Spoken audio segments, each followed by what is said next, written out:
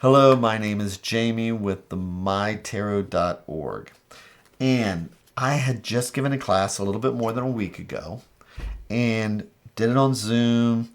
Hope to have a recording so that people can reference it again and be prepared if they wanted to for the next class we have coming up, which is demystifying the minors.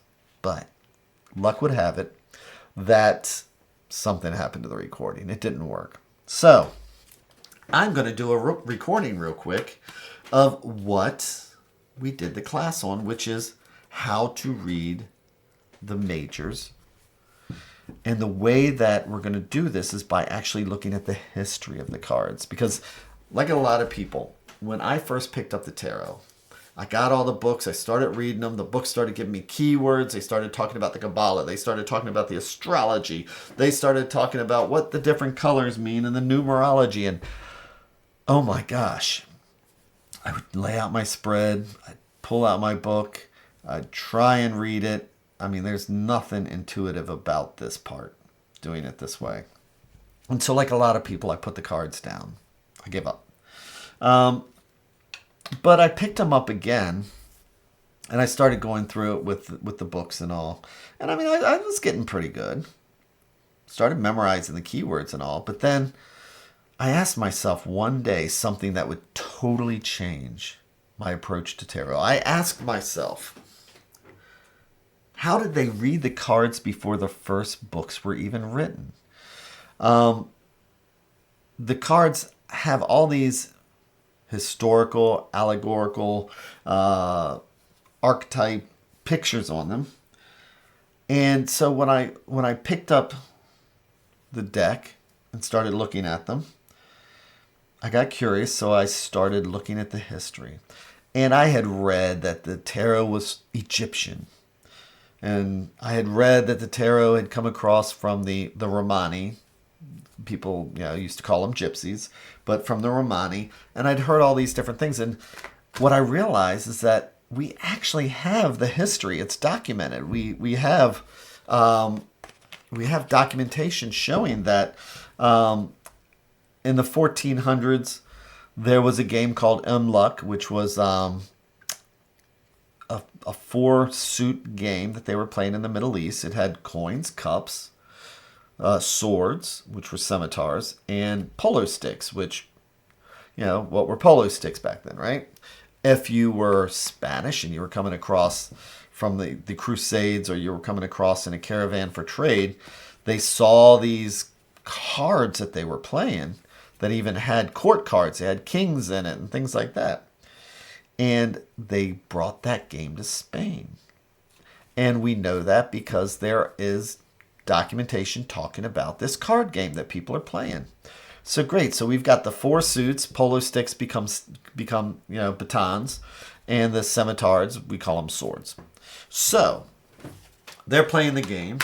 And then we know that about the 1500s, there's only four suits. And the basic gist of the game, it's one of those trick-taking games where whoever's got the next highest card wins. If you got coins, the person who's got the highest coin gets all the stack and everything like that. Well, in the 1500s, in the Visconti family, Maria Visconti, I think it was, was getting married. Okay? So, she's getting married, and the Duke creates a vanity deck. And in this vanity deck, they added people that were in the family. They added allegorical figures from popular stories and things like that. So that was where the modern tarot first started, was with that expensive, hand-painted on gold leaf tarot deck came from. And we have the Visconti tarot that has most of the cards in it. It's missing a couple. But it looks a lot like the modern tarot.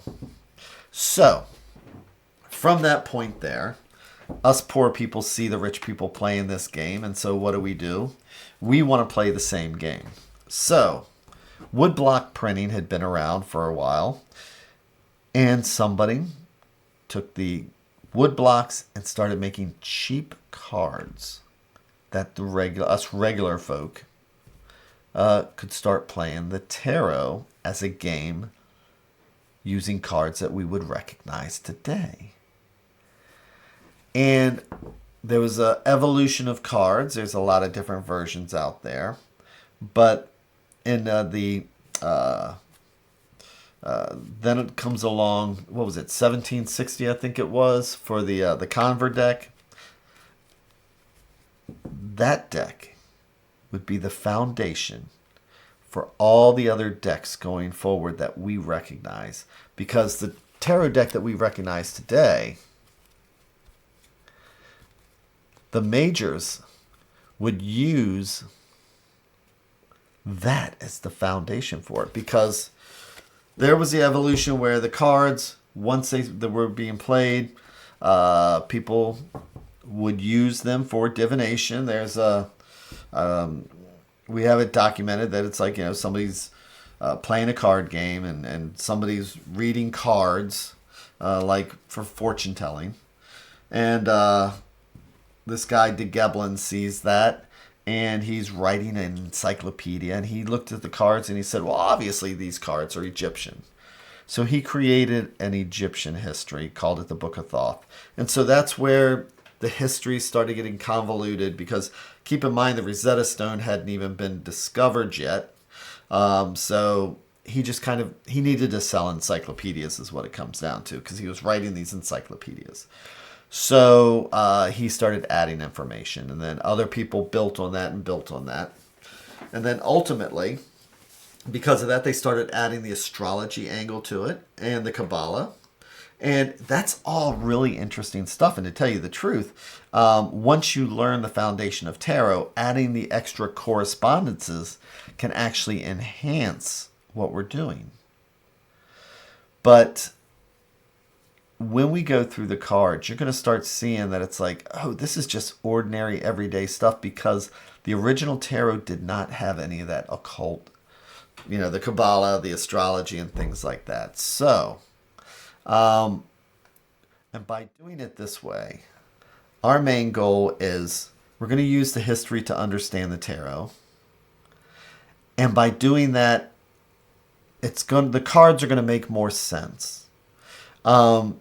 Because from there, you'll start being able to use your intuition, the ability to understand something immediately without the need for conscious reasoning. Okay? And intuitive reading is being comfortable and not filtering yourself and stopping to open up a book, because you don't trust what you're seeing. Because as I always say, and I say this quite often when I'm teaching, there's what the books say, and there's what the cards say.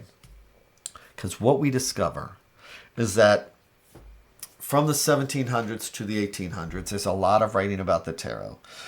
So what was written in the 1700s, people in the 1800s took that, started adding to it. Then we have what's called the Golden Dawn comes along, and they start adding their information to the cards. So that in 1904, we get the cards that we're familiar with, which is the Rider-Waite-Smith deck. And then from there, people start writing about that deck. And it's like telephone. And what I've discovered by looking at the history of the tarot is that a lot of the keywords in the books we read today are correct. But they don't tell you why. A lot of them don't touch on the history to explain what the cards actually meant to somebody in the 1500s.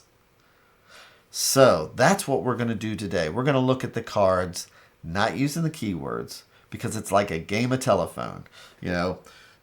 Somebody in the 1700s was writing something, picked up by the 1800s, picked up in the 1900s, and so one book was copying another book, So at the end, with the game of telephone again, we have the information there, but what does it really mean? That's the question. So,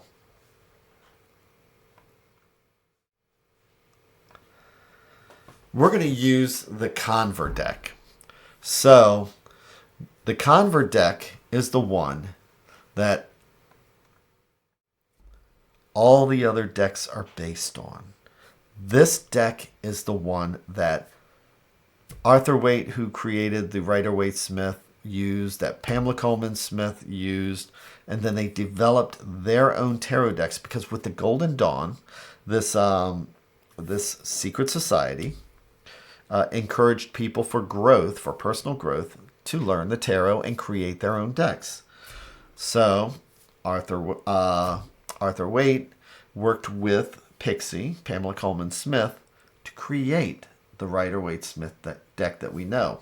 Now you're going to notice that in the Rider-Waite-Smith, there's going to be occult. I mean, there's going to be, well, yeah, but there's going to be astrology, Kabbalah, things like that in it, but not in the original. So we're going to compare the two so that we can just look at it like what it used to be. So, for example, we have the Fool.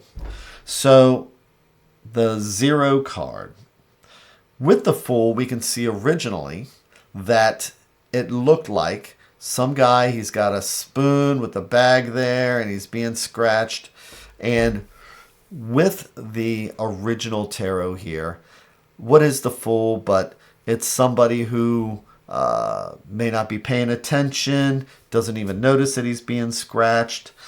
Somebody who maybe is oblivious to what's going on, or maybe they're just carefree and life is good. So based on the reading that you have, that's where you're going to determine what it actually means when you look at this card. Is it because somebody is carefree and they just don't care about their problems? Or is it somebody who is being foolish and oblivious?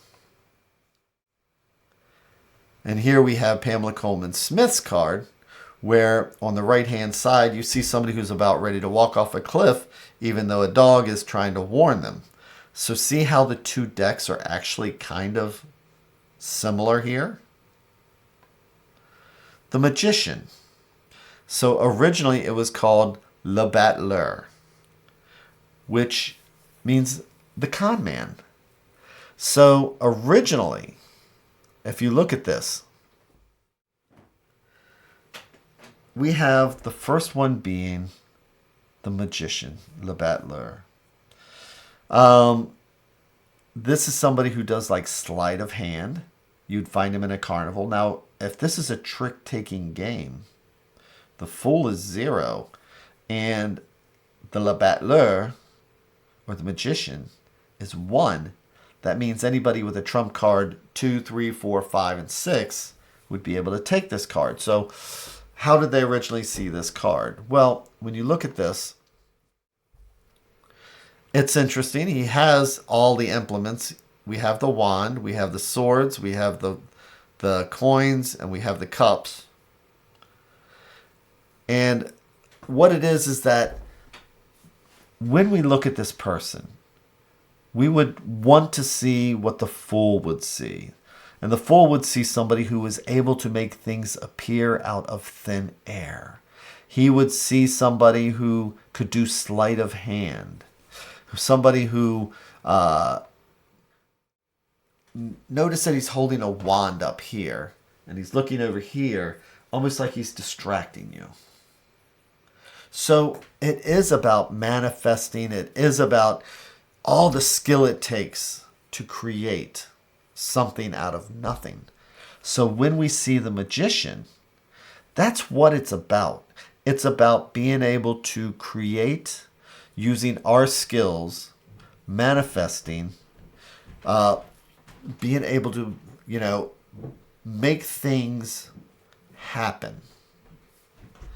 So with the Golden Dawn, of course, they saw the Magician on the right-hand side. And where on the left you see the hat looks like a lamescate, which is that sideways 8 infinity symbol. They added that to the Magician here. And they show him doing as above, so below.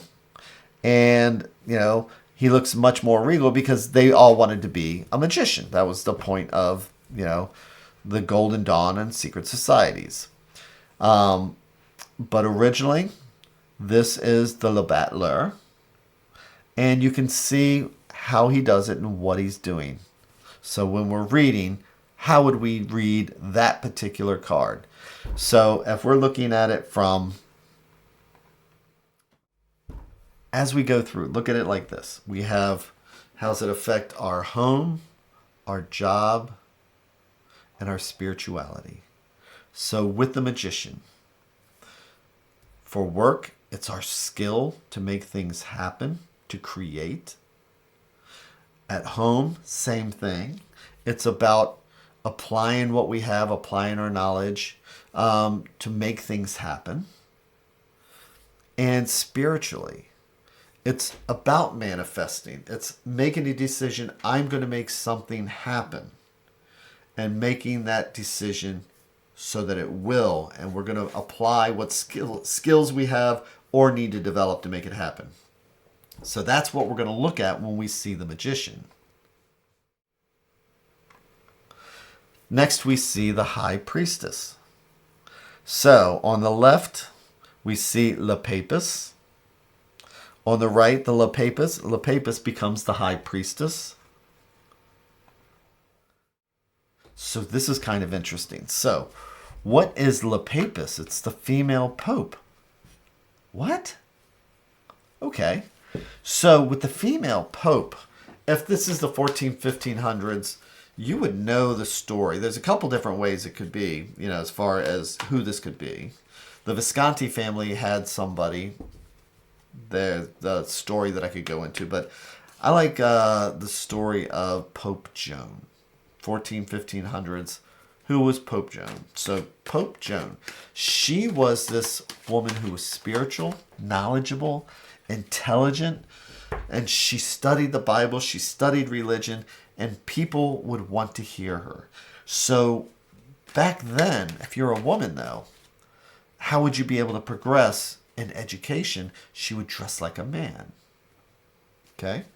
She would dress like a man, and people would come to learn from her, and she kept growing in popularity and spirituality until eventually she's made the Pope. So, when she's made the Pope, what do you think happens? They find out. How do they find out?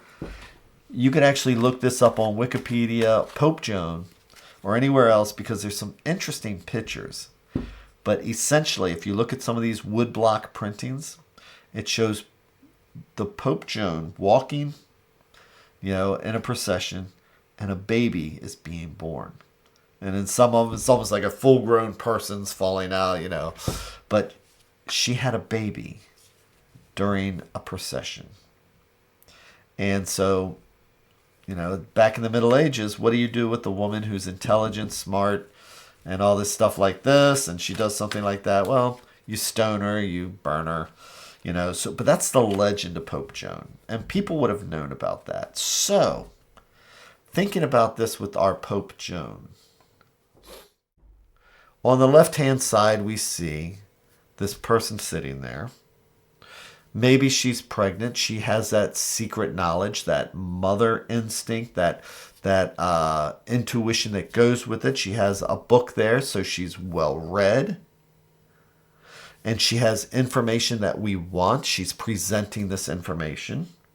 And behind her is a veil, and who knows what's behind that veil. So being Pope Joan, being the Papist, the female pope, she has this inner knowledge. She has this intuition. She has secrets. I mean, she's pregnant, so obviously she has secrets. But it's a special kind of secret. And when we see this card and we want to reflect on how it affects work and home and spirituality. So with Pope Joan, it's about intuition. It's about knowledge. It's about going inside and seeing things for the way they really are. When we're at home, it's that quiet moment. She is this Pope. She is knowledgeable. She's who we want to seek out. And we all have that in ourselves. The High Priestess is in all of us. So especially when we talk about the spiritual side then of this card. It is about that secret knowledge. It is about going inside. It's about being able to access what's in that book that she has to offer, to see beyond that veil. But sometimes we need to take that breath to be able to do that. And so on the right-hand side, you can see that with the Golden Dawn, they turned her into the High Priestess. But it still reflects all that. She's holding a scroll of secret knowledge. Behind her is a veil. And if we can only just look beyond that veil, and again, it's when we have those quiet moments that that information comes to us, and when we trust our instincts. Then we have the Empress. So we know that the Empress was Duke Visconti's wife. And here we see on the left, originally I should say, but here on the left we have the Empress, and she's holding her shield. If you look at her, she might even be pregnant. And keep in mind that the card on the right was based on this. And so she's holding her staff, to show that she's regal. It's not upright. It's off to the angle to a little bit, so that means that it's not stern. But she is that mother. She is that earth mother. She is that instinct to take care of those around her. So when we get to the emperor is about what? If you think about in the 1500s, the emperor has to make sure that the castle's taken care of, that the land's taken care of, all this other wonderful stuff. But here we have the Empress. And the Empress is about making sure the people are taken care of. And so in our daily lives, whether it's work or it's home or our spiritual selves, it's about that nurturing that goes with it.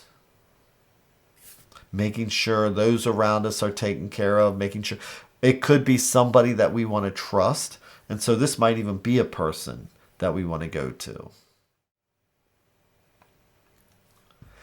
Then I was talking about the emperor. Here we can see on the left, he is this person who he's got a wooden throne.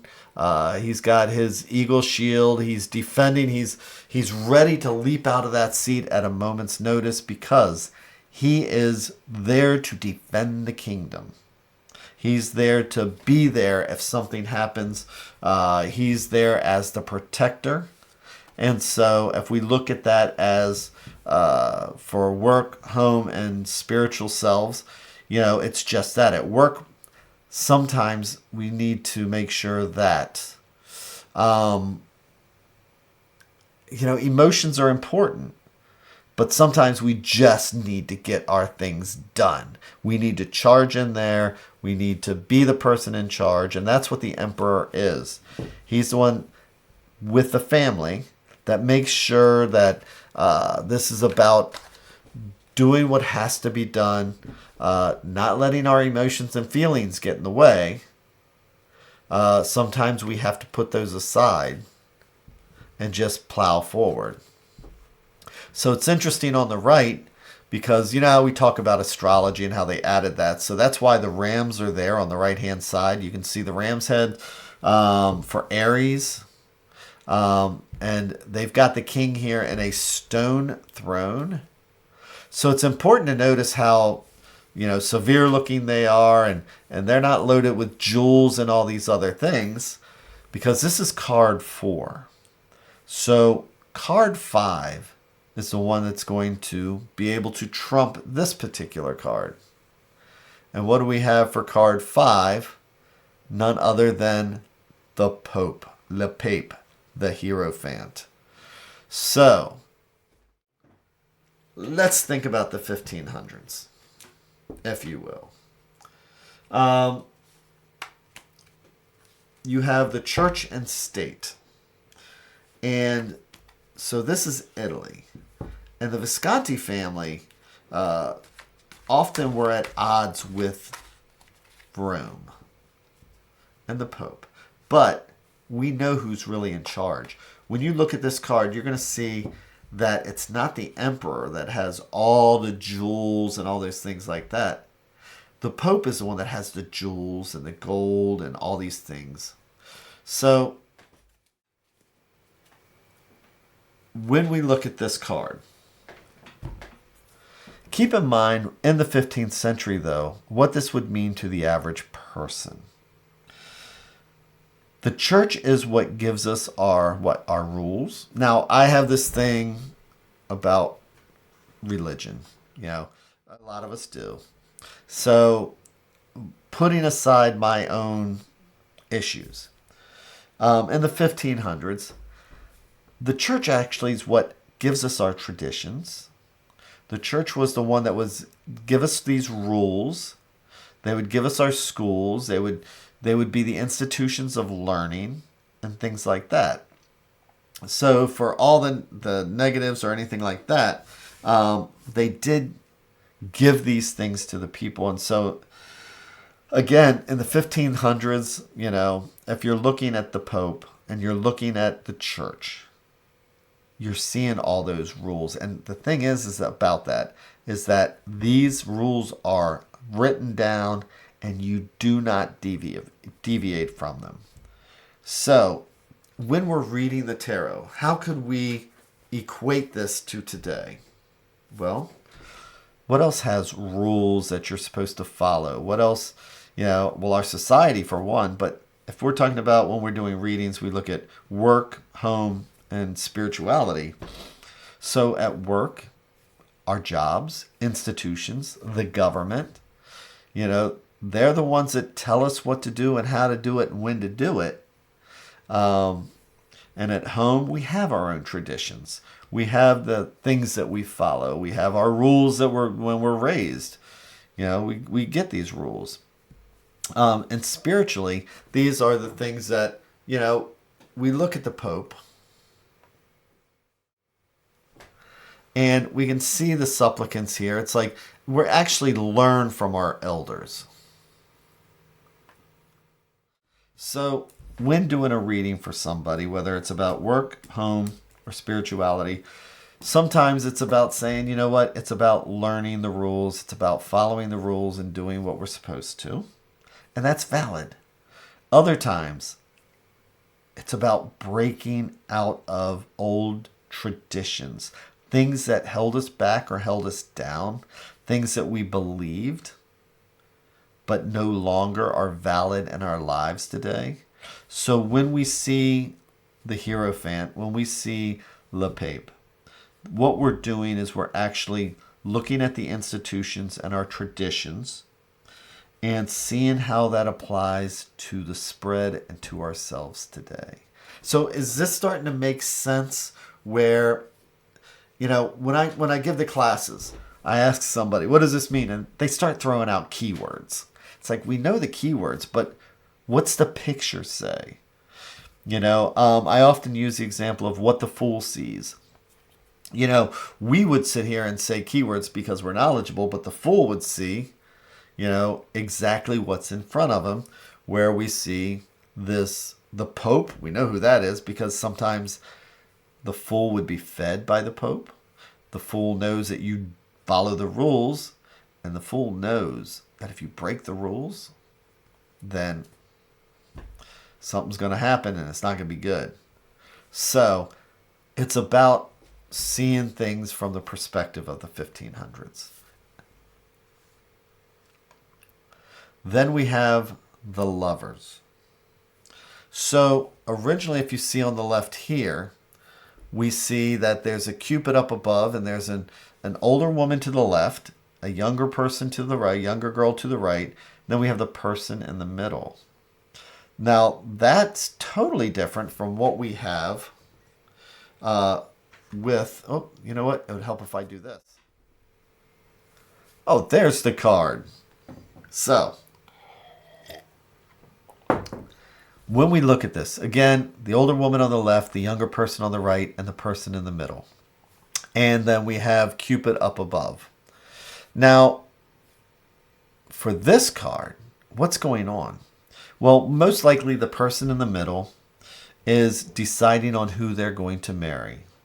And their parents probably want them to marry the person that's on the left because it's probably a widower, it's probably somebody landed, somebody with money. And then you have the person on the right. That's probably the one that he's in love with, and that he would probably prefer. And between the two, you can see his feet are going in both directions. He's leaning towards her, kind of, but moving, looking at the older woman. And so with the lovers, it's actually not about relationships per se. This card is about choices.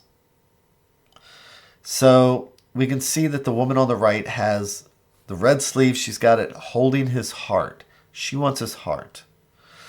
Notice the woman, the older woman on the left. One hand is on his shoulder.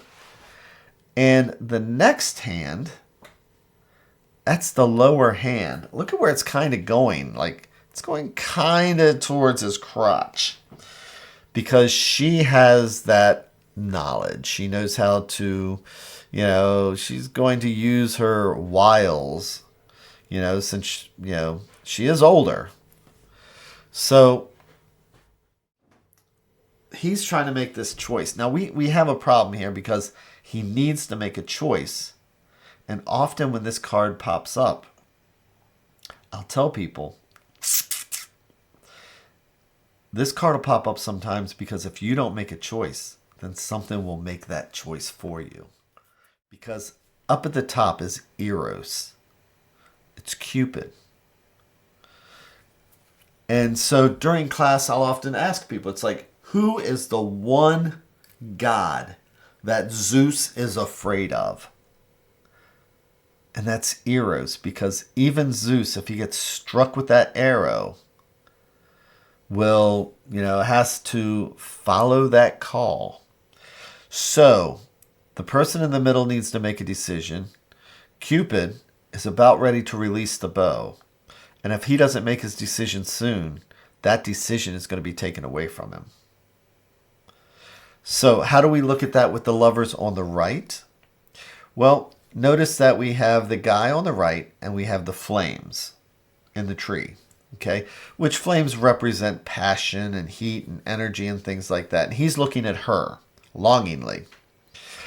She's over there standing by what looks like the tree of knowledge with the apple in it and the snake whispering in her ear.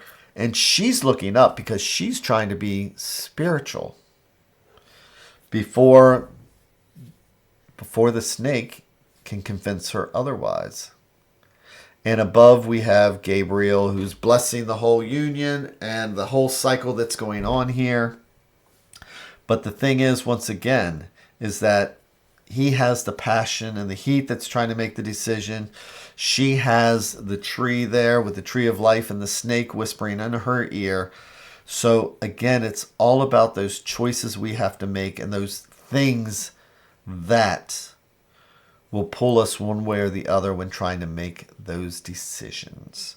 So that's easy to look at when this comes up in work, in home, or spirituality. It's all the same because we have those choices to make and our emotions can make those decisions. And things, let me put it like this. And the things that can manipulate our emotions, right? Cupid can manipulate our emotions. That snake can manipulate our emotions.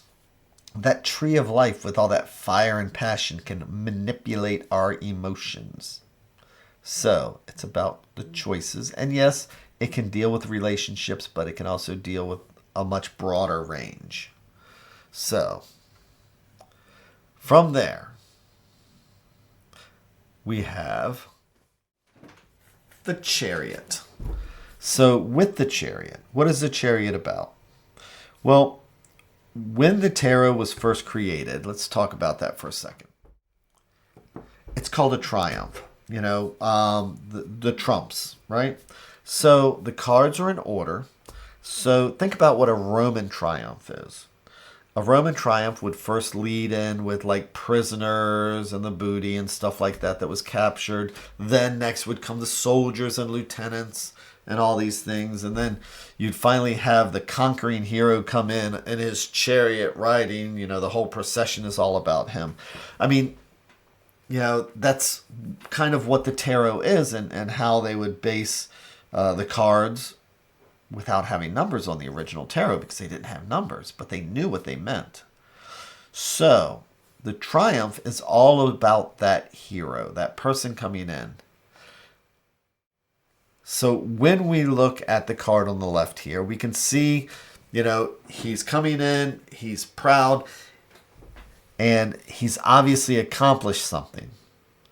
This card is about self-will. If you look at the horses down on the bottom, you'll see that one's pulling to the right, the other one's pulling to the left, and they're both looking to the left though.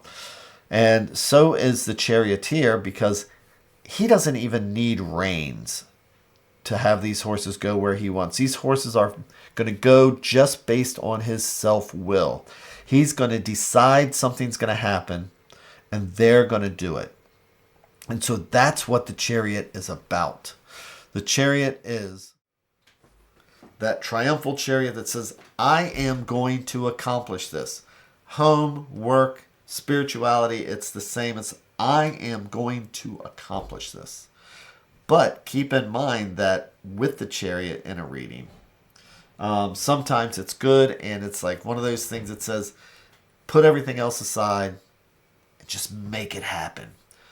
But there's also such thing as self-will run riot. What happens when we misuse our self-will? Especially in a reading where we run over people, we do things without taking other people into consideration. We have a goal, and sometimes we don't let people get in our way, and we can cause havoc that way. So in a reading, when we think about the chariot and the charioteer and us, do we need to make something happen, or do we need to watch that self-will and how we apply it to a situation? So what about justice? In the piazza in Italy, it's funny because I would see the emblem of the justice all over the place. You would see the woman with the sword upright with the scales. And her eyes are not covered. Like when you see in the United States, you see she's blindfolded. So here, her eyes are wide open. She is ready to take the facts and to weigh the facts, to see things clearly and the way they are. This could be legal, but it also could just be in judging something at work, judging something at home, or even our spirituality. It's like, are we seeing things clearly? So in the 1500s, you would see justice. You would seek justice. You would want justice to be clear-sighted. Whether, if you're poor and you are trying to sue somebody, or you're coming forward to justice, against a rich person, you're hoping that justice is going to be clear and fair and see things the way they are. And so we do that in a reading also when this pops up. Are we seeing things clearly? Is emotion clouding it? Because emotion has nothing to do with justice. It's all about what are the facts. And then we have the hermit. So, what is a hermit? When you see a hermit, what do you think of? Just even in our modern times, a hermit is somebody who goes to the mountain. They are seeking knowledge. Somebody might go to a hermit who's been up there because they're enlightened. They've gotten away from society. They've gotten away from it all. So when we see the hermit, it's about that knowledge. It's about separating ourselves. It's about giving ourselves space to learn, grow, and understand. Often when I am reading for somebody, I'll look at them and I'll ask them, where's your mountain? And they'll be like, what? I'm like, where is your... So what does a hermit do? A hermit goes, this card comes up and I'll ask him, where's your mountain?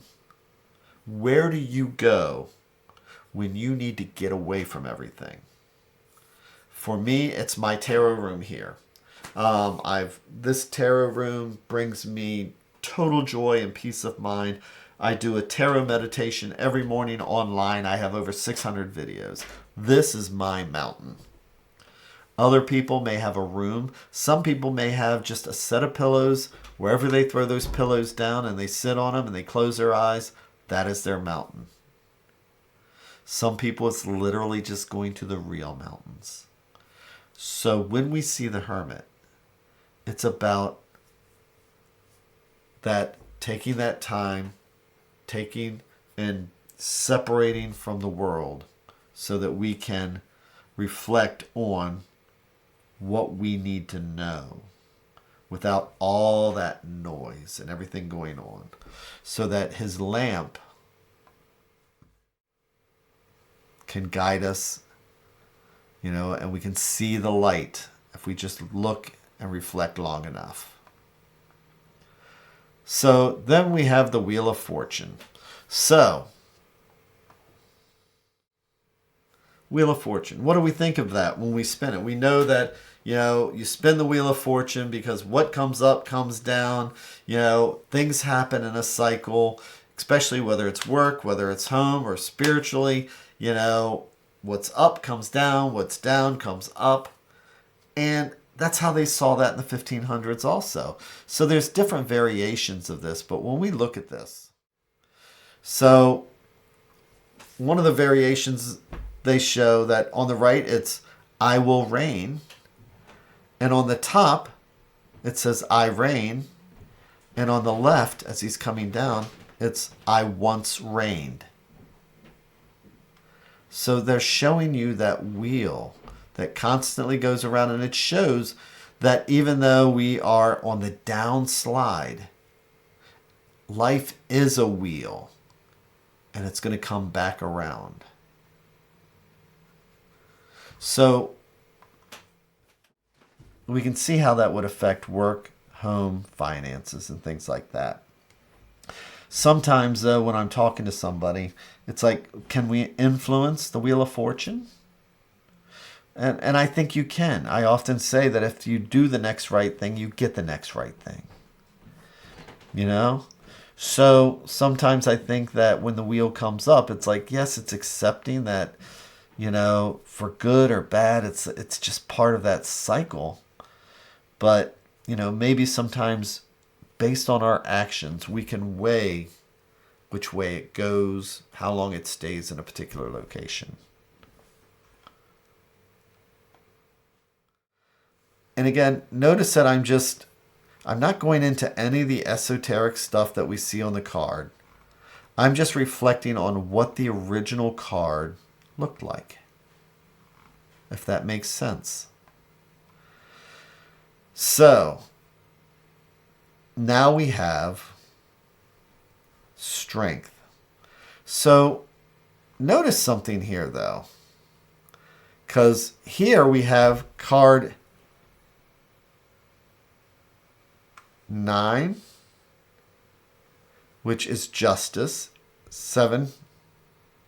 I'm sorry, card 8 here. See how it says that? But that's card 11 here.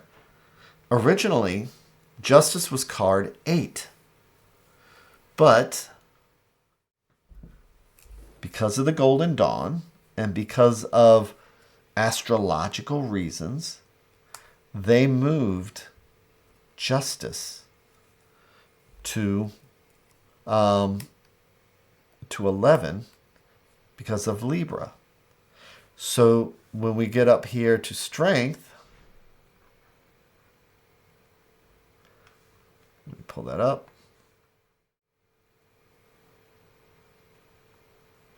we can see here, originally strength was 11 and not 8. So I'm just going to kind of bring up here that when we look at the different decks and the variations and learning the Rider-Waite-Smith for what it is, but I have read that when Arthur Waite was making the Rider-Waite deck, he was part of a secret society, and as I always say, you can't be in a secret society without secrets, right? So they had sworn secrecy about their society and the Golden Dawn and things like that. So when he released the tarot, things got changed around. There were blinds added, things that would throw people off, but if you were in the Golden Dawn, that you would know what they mean. So I've read that in certain places. I don't know how true that is, but I'm just going to say that for me it kind of makes sense, but take that for what it is with a grain of salt. But things got switched around and changed around, so it's kind of one of the reasons why I like reading the Marseille, because it's just plain and simple the way that somebody in the 1500s would see it. So, but here we are, and now after the Wheel of Fortune, we are with strength. So, with strength, notice how they're both, this lion is just kind of looking up to them. It's not about physical strength. It's not about, how strong you are. That lion knows that person's inner strength and will give themselves to that person because of that person's own inner strength. And notice that the card on the left, notice the foot on the bottom and how the lion is almost being birthed from her, coming out of her as if she's birthing that lion. So it's that feminine inner strength coming out. So whether it's work, home, or spirituality, it's about not how strong am I? Can I pick this up? It's about intestinal fortitude. It's about, knowing something is right and then sticking to our guns. It's about that internal strength, to not fall into whatever bad habit that we're doing or things that would generally get us in trouble. If we see this card in a reading, we need to ask ourselves, should I be doing A or B, or do I need to find that inner strength to do what I know is right? So, after that one, we come to the Hanged Man. So, what is the Hanged Man? Notice how he's hanging there, and we have our original picture here. Originally, it was just his hair, which was turned into, on the right-hand side, turned into a golden halo. But otherwise, they're pretty much kind of the same. But what the heck does a hanged man mean? So, if this was the 1500s, and you saw somebody being hung by one foot, you would know what that means. So, what does that mean? It means that person is a traitor. It means that person hanging there, is somebody that you might want to throw rocks at or throw rotten food at or beat or whatever you want, because this person is hanging by one foot. I mean, we have pictures of it. It's documented. If you have one foot tied up like that, and I tell you, remember how you talk about the Visconti and the original tarot from the 1500s? In the Visconti family, they did have issues and battles, things going on with Rome. And they had a ancestor that was strung up as a traitor just like this. So most likely, that's why it's in the tarot, in the original Visconti tarot that this is copied from. But keep in mind about that is that one person's traitor is another person's hero. And this is what's interesting, why I talk about how the books today have the correct keywords, but they never really explain, most of them don't explain where that comes from. So what are the keywords? The keywords are sacrifice, acceptance, seeing things in a different way.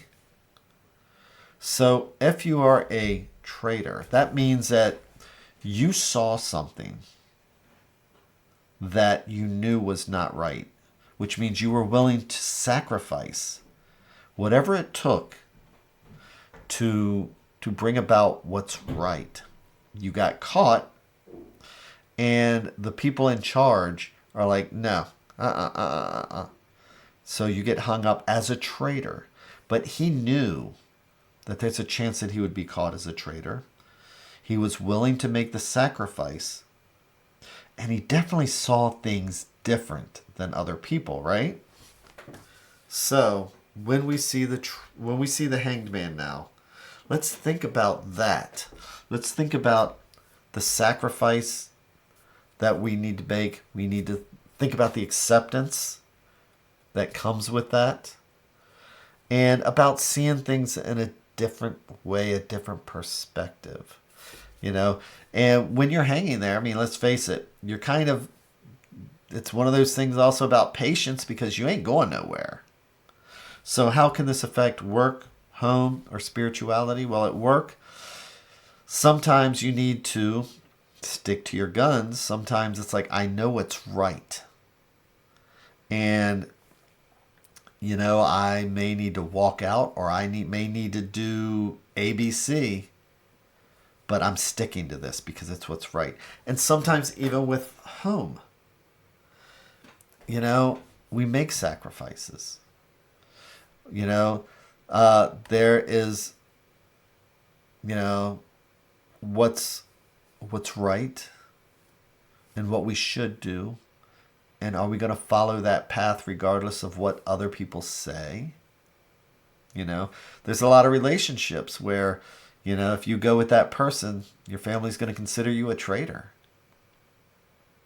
But it's about that acceptance and seeing things that other people don't. Don't you love this stuff? Oh my gosh. So I should have a crowd here. This is totally different from teaching with other people in front of me, because I love teaching. So that's card 12. So what do we have next? Well, okay, here we have death. And what is death? So we see this skeleton here, and he's reaping. We've got dead people on the ground and body parts and all these things like that. So what does that mean? Well, what is death, especially in the 1500s?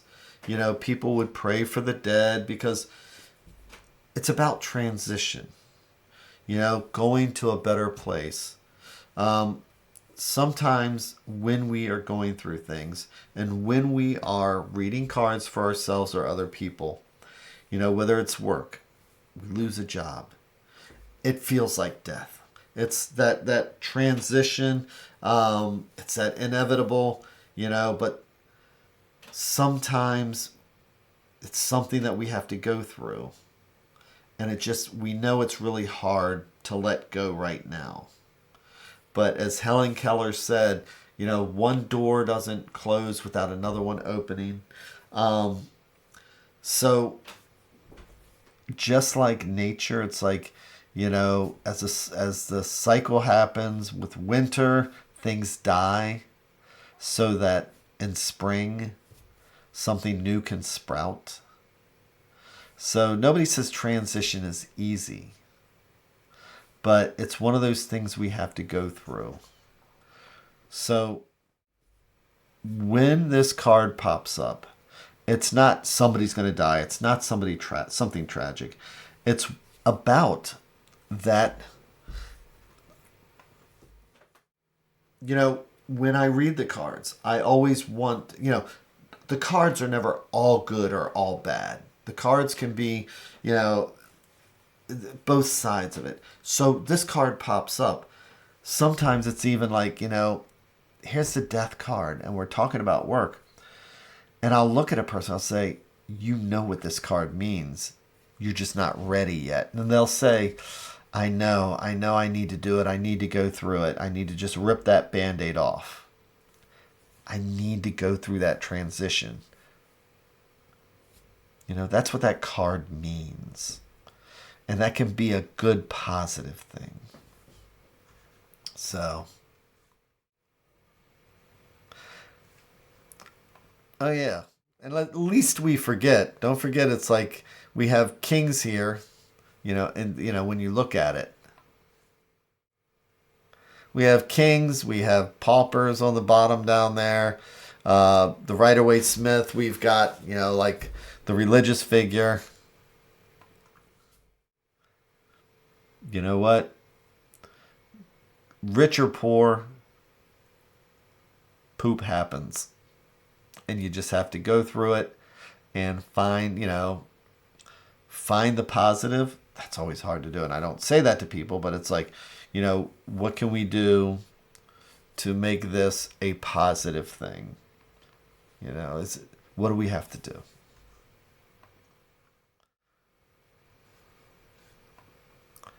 Then we have temperance. We have a woman, an angel, pouring, this what looks like water from one jug to another. And so she's, what is she doing? What does this mean? Okay, so we can come up with all the esoteric things and things like that. But in reality, when I went to Italy, once again, you would see this statue, you would see this bas relief all over the place. And it's about just that, temperance. So in the 1500s, for example, you would have to take your water and pour it into your wine into your water, to temper it down. So the water, with throwing the alcohol in there would probably help to purify it. They may not know the exact reasons why, but they would pour wine into the water. And then, of course, if you have a good strong wine, you want to temper it.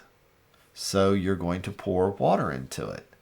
So when we see temperance and it pops up, we have to ask ourselves with work, home, spirituality, finances, whatever, am I balanced? Have I found a balance? That word is temperance. It's not too much, not too little. Am I working too much? Am I working too little? Am I not getting enough done? It's, at home, am I finding a balance there? Am I doing my part? Am I keeping things balanced there? Am I overindulging? Things like that. When we see this card, it's just a good card to reflect on. And again, it's just about temperance either way. So, the next card. Ooh, people get this card and they're like, the devil, le diable. What does that even mean? Well, with the devil card, when we see this, people often associate this with the devil and the occult, and it's like all the negative, bad things and things like that. And when this card comes up, the one thing that I like to say to people is that this is actually the harms that we do to ourselves or others. The harms that we do to ourselves or others. So whether that's, addiction or it's just bad habits or things like that, you'll notice that on each of these cards, the individuals that have the ropes around their neck or the chains around their necks, they're not tight. In reality, if you just shake your head hard enough and bend over, the ropes are going to fall off, right? But in reality, sometimes we don't want them to. We're not ready to. We're not ready for the pain to stop. We're not ready to give this up yet. So again, those are the harms we do to ourselves or others. Those things that we know, whether it's with work, home, or spirituality, those things that we do that we know we shouldn't do, but we're not ready to give it up. But when this card comes up in a reading, it also reminds us maybe it's time. Whether it's drinking or whether it's something as simple as spending too much money or we have other bad habits where we're not eating right. It's the harms we do to ourselves or others. And when we're sick and tired of being sick and tired, we'll just shake our head and the chain or the rope will come off. So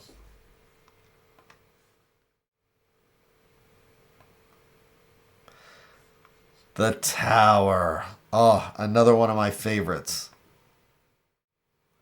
So, I love watching these old movies or Dark Shadows. Remember the Dark Shadows, that soap opera from the 60s? And during COVID, me and my partner, we sat back and we watched all 2,100 episodes of Dark Shadows. And every now and then, somebody would pull out the tarot deck, and they would always have the Tower of Destruction, and they'd lay it down. It's like, ooh, somebody's going to die. It's horrible. It's pain, destroy you. As I said before, it's like the cards are not all good or all bad, right? So with the Tower, originally, if you look at the bottom there, it was called La Maison Dieu, which means the house of God. So what does that mean? Well, if you look at the top, it's also called the lightning struck tower. And I will often ask people when this card comes up,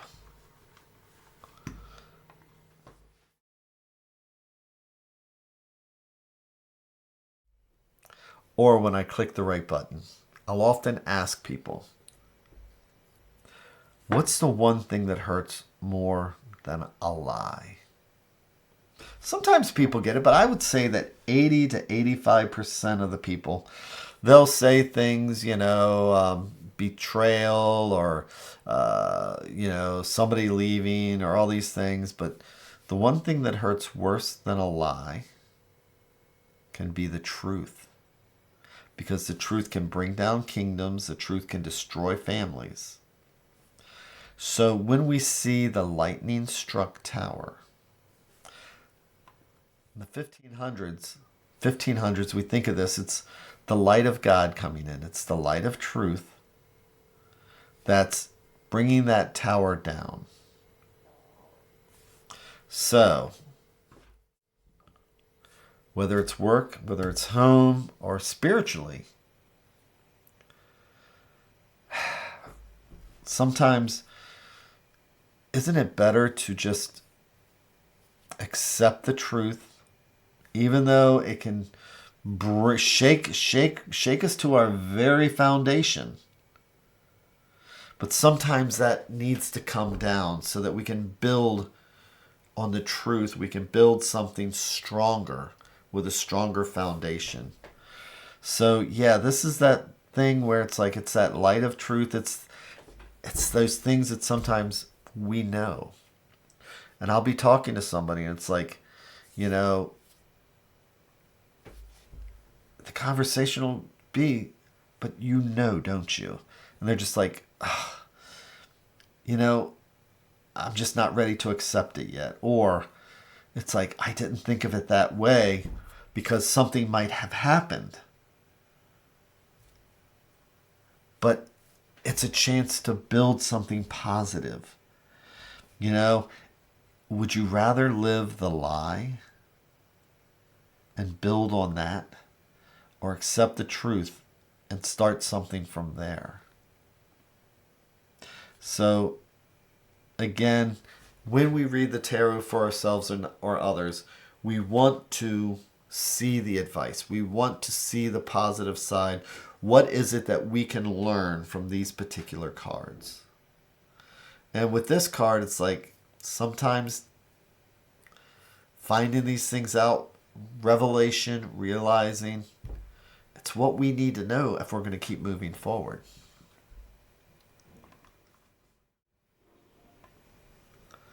Then we have the Star. So, well, this is interesting. So we see the woman pouring, the jugs of water. We see that there are, 7 stars and one big star in the middle there.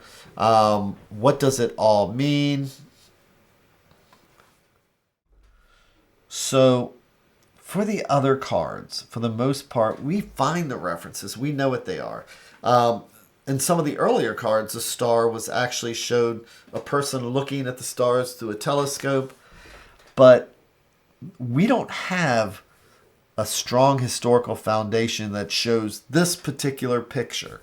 So I'm not going to give you a strong, this particular picture, what it means, other than the fact that if we think about what the star is what we always used for guidance.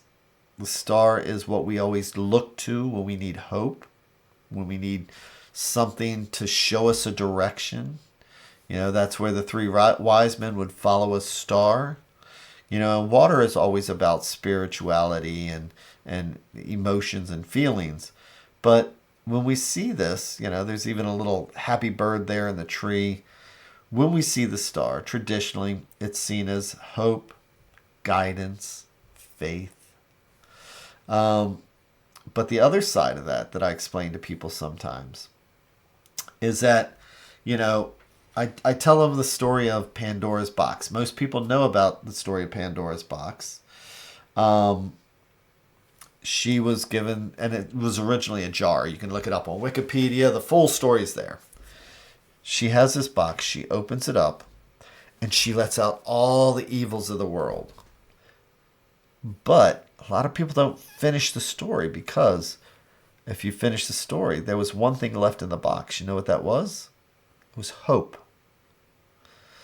And so hope even says, close the box before you let me out. So the question is, why would hope be in a box full of all the evils in the world? And that's actually what the story is about. It's that philosophical question that now leads to the discussion you're supposed to have. But if you think about it, hope sometimes, if we're reading, sometimes I'll say, hope and $2 won't even buy you a cup of coffee anymore. Hope is not an action word. Hope sometimes is where we, stare out the window wishing, waiting, Hope can be important, and again, faith and everything like that. But sometimes we need to also realize that just hoping something happens will not always make it happen. So when we see this card, again, it's traditionally about faith, guidance, hope, things like that. And based on the cards around it is how we interpret it. So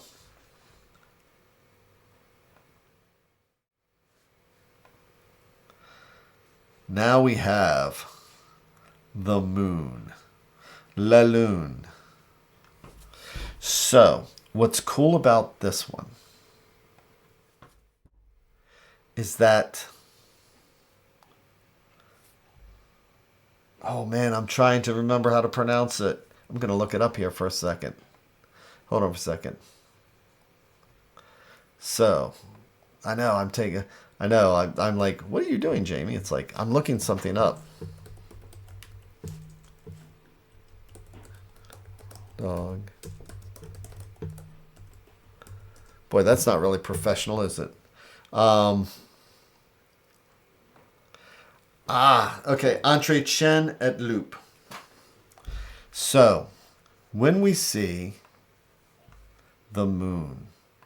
This has a lot of different meanings to it. So first we see that lobster on the bottom. Well, we know what that is. It's actually the sign of Cancer. It is, when you look at the Book of Hours, if you look up the Book of Hours, a French book from the Middle Ages, you'll see that this particular crab is all in there. It's all over the place. And what's interesting about this is look at the two animals there, the blue and the brown one there, left and right. So, what does this card mean? Well, first off, if it's the 1500s, most likely you would know when you see those two dogs that there's a saying called entre chien et loup. My French is probably all over the place. But what it means is between a dog and a wolf. Between a dog and a wolf. Now, looking at that picture, think of this. What that means is that, in the twilight, what is considered twilight? So, when you can no longer tell the difference between a dog and a wolf. I'd always heard it was when you could no longer tell if a thread is blue or black. Entre chien et loup. It's twilight. So when you see the moon card, I often describe it like this. You know when you're walking in the woods and it's starting to get dark, and then you see something over there, and you're wondering, is that a log? Or is it an animal that's going to attack and jump? You know, and you're not sure. So you have a choice. Am I going to keep going forward? Or am I going to just say, okay, forget it, I'm going home? Now, if it was bright sunlight out, not an issue, because you would see it's a log and you would just merrily walk through the woods. But with the moon card, it's about walking through those fears. It's about trusting our instincts, trusting our intuition. You know, it's about knowing, all right, that's just me spooking me. That's just a log. And I'm going to keep going, even if I'm afraid. Because I'm trusting my instincts. I'm trusting my intuition.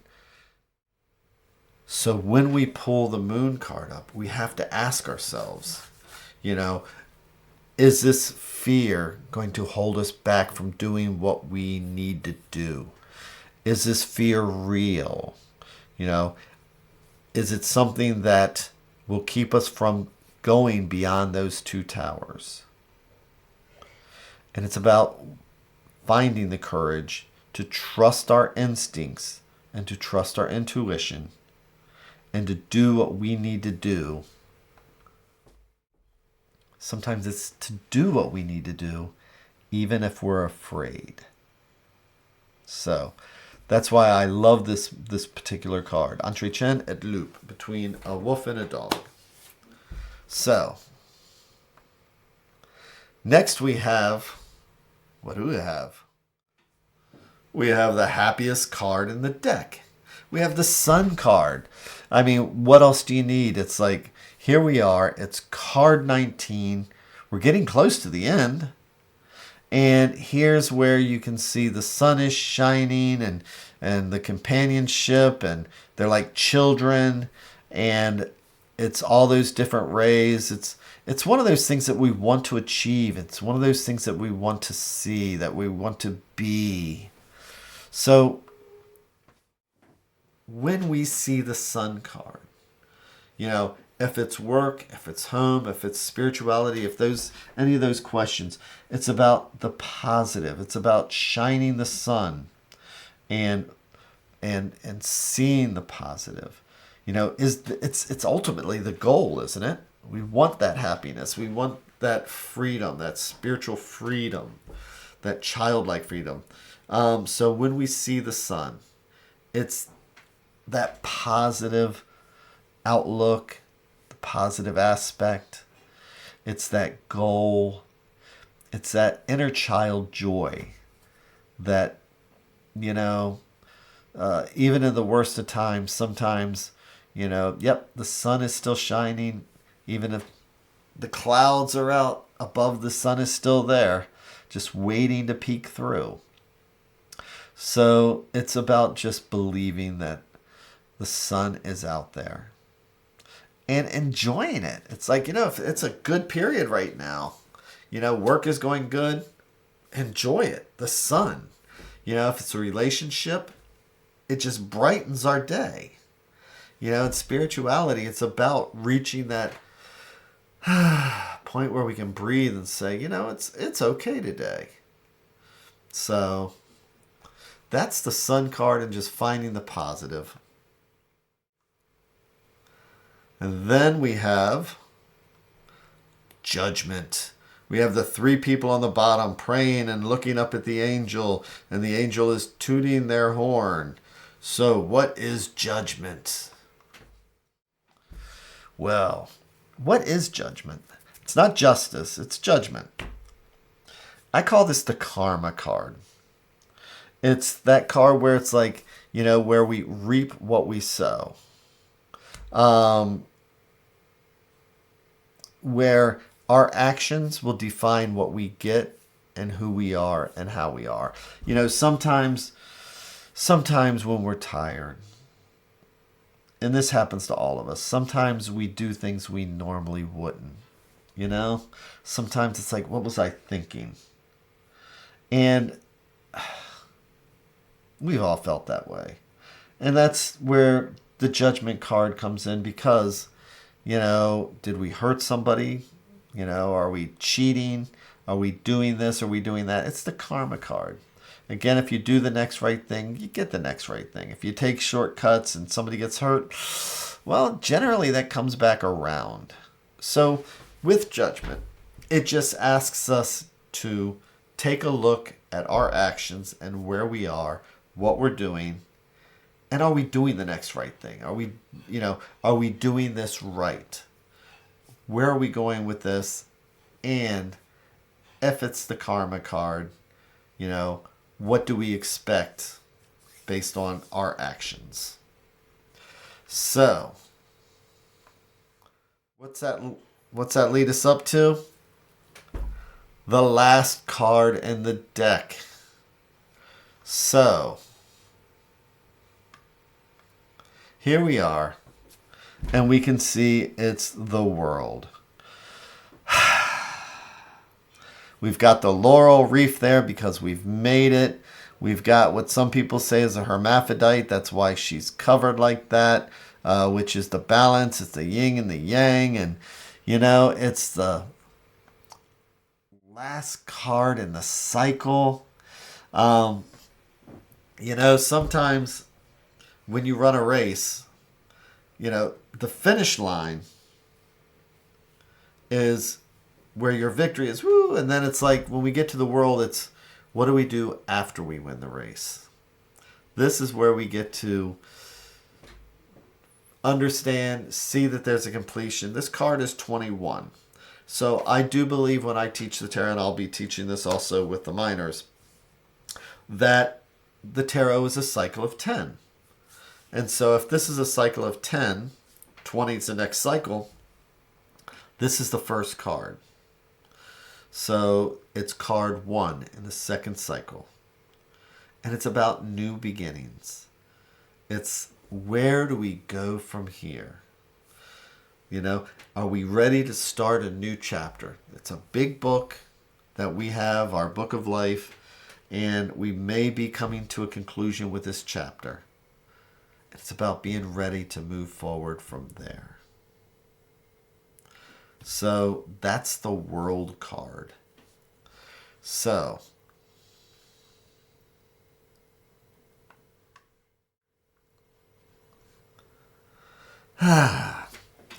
and so we've gone through,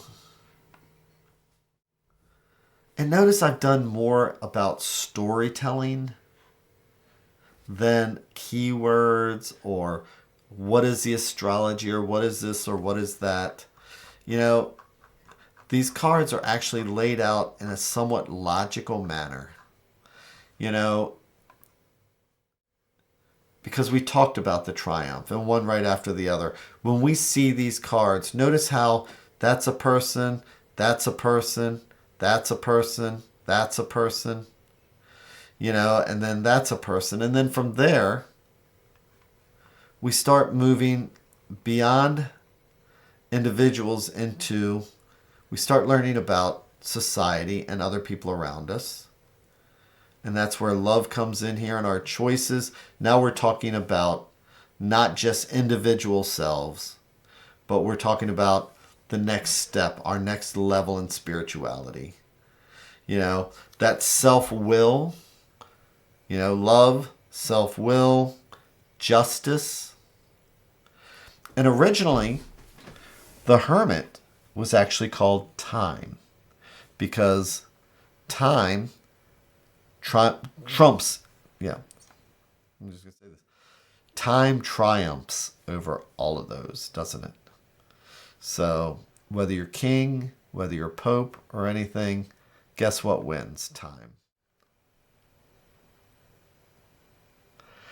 Then we come to the next level where we have the Wheel of Fortune, and now we go into things that are more spiritual in nature, like strength.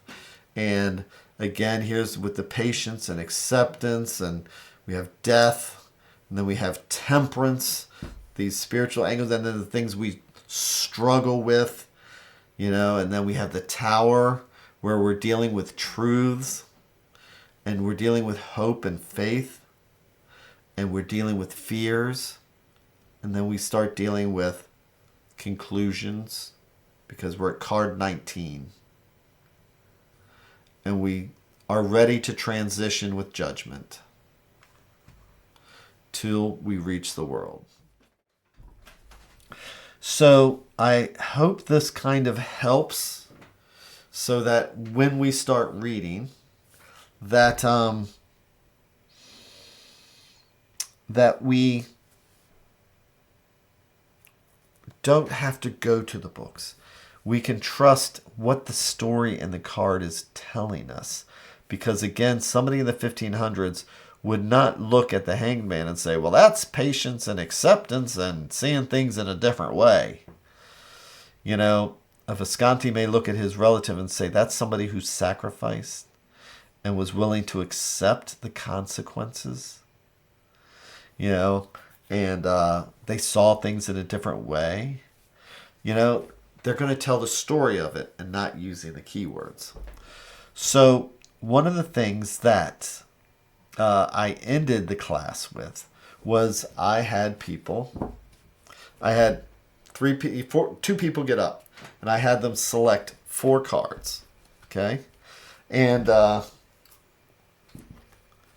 they looked at those 4 cards, and I had people talk about what that meant, as if it's a fortune cookie, like just one sentence of what it would mean.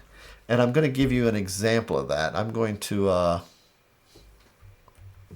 go to YouTube, and I'm going to go to my site where I have over 600 videos again. And so this is a way that you can kind of, you know what, actually I'll do it this way. So I'm going to have the minors in here, but I didn't think about this, but I just thought about how to do this. So let me turn on this camera and click. There it is. So here is a exercise for you. So what I do is I lay down 3 cards, and then I flip them over one at a time. So there's going to be minors in here, but you'll get the point. So you can just pull out your majors and do this. Actually, you know what? I'm going to do it till I have a major. Okay, we have temperance. What is temperance? So temperance is about finding that balance. Temperance is about not doing too much, too little, things like that. See how we're just discussing it? Then what's the next major we're going to pop up here? Then we have the devil. So, the devil is about those harms we do to ourselves or others. So, in this particular story, what are we saying? Because here we're talking about finding a balance, not too much, not too little. And then we have the devil, which means that we struggle finding that balance. And we accept the fact that we struggle to find that balance. So then what's the next major?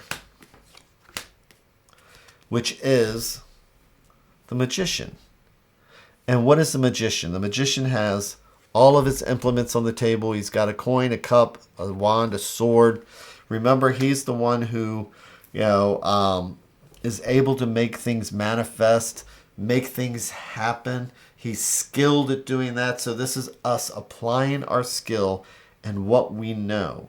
So when we see that this card is about finding balance, but acknowledging the struggle that we have with that. But this is card 1. This is card, it's the magician, about learning things, being able to apply what we learn to make things work better. And then I always throw down into the bottom an acceptance card, which we have the Emperor. So this is the advice card. It's always the advice card. So what is the advice card here? The advice card is, yes, I understand, it's like we all have feelings and things like that, but the Emperor is going to do what he has to do to make things happen. So, based on what we've talked about, doing it like this, and pull out your majors and try this. Tell the story about finding balance and the struggles we have with that. And then maybe we need to start by learning. We need to take all the tools we have and manifesting, what we're talking about, what we are struggling with. And then the advice card is that good, bad, or indifferent, it's time to put on our big boy pants and do what we have to. No, that's wrong. I wouldn't say that. But it's about, all right, we know we need to do this. And the Emperor is going to try and do it to the best of their ability because they're taking care of the kingdom, aren't they? So, I just sit there and I flip through the cards. And I do this with the minors also, but just to reflect with the majors, just to do this for fun. Okay, so here we have our karma card. We have judgment. We reap what we sow. And then we hope things work out. But we need to accept the truth, don't we? So what is the advice card then?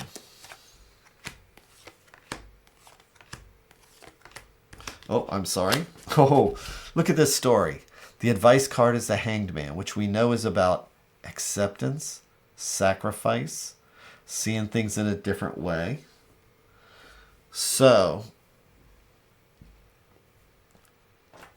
the final thing that I do when I'm quote-unquote doing my little exercise is when I'm doing this for myself, because I do them like flashcards and I do it really quick, is I try and come up with my fortune cookie or, the answer that's 1 or 2 sentences. So when I see this, I would try and come up with the one sentence, which might be just hoping,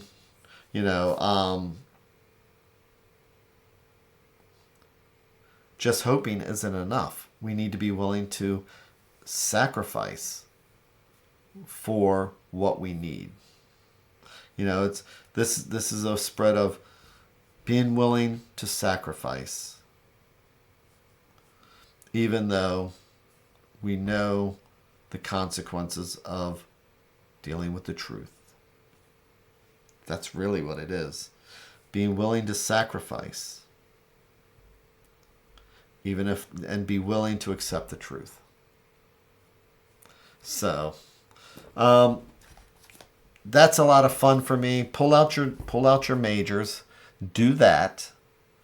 and then try and come up with your one sentence. And so what I was going to do here is I'm going to go to YouTube to my channel, because I'm going to show you what I do. So if you go to YouTube and you type in MyTarot.org, you're going to see that I have, like I say, 600 videos. And here are my videos. So let me hit F11 here.